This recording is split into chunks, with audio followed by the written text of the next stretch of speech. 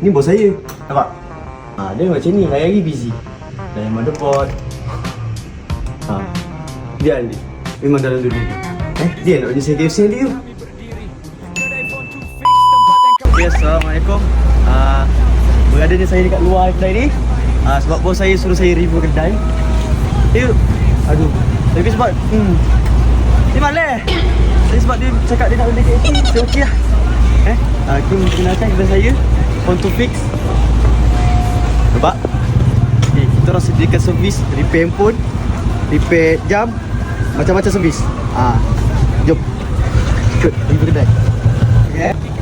Tadi luar memang tempat saya pakai motor. Nampak? Ni, apa ni? Siapa yang parking sini saya tapak masuk longkang kan? Tak? Okay. Ni kedai. Ada ni Lego. Di mana ada anak kecil nak boleh. Lepas tu ni ada kitchen. Kut nak gantung motor kunci boleh. Lepas tu sini kita ada temper glass. Tu macam bagi sini biasa. Sebelah sini kita ada macam-macam jenis kabel. Nak kabel saja boleh. Macam ni one set, screen adapter. Nampak? Meriah kan? Meriah gila. Memang.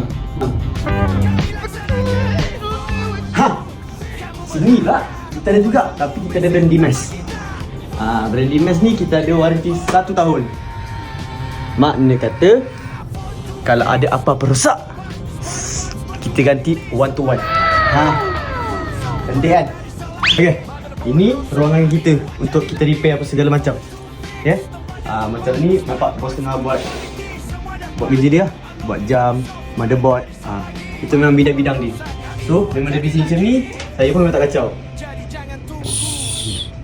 Ni tempat saya. Pak clean kan? Tengok owner lah. Lepas tu kita ada sini temper glass juga untuk Android. Yang biasa ada stok bateri. No.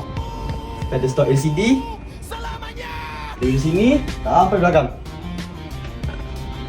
So, kalau ada siapa-siapa yang ada masalah handphone, LCD retak, bateri kembung, macam-macam rosakan untuk handphone.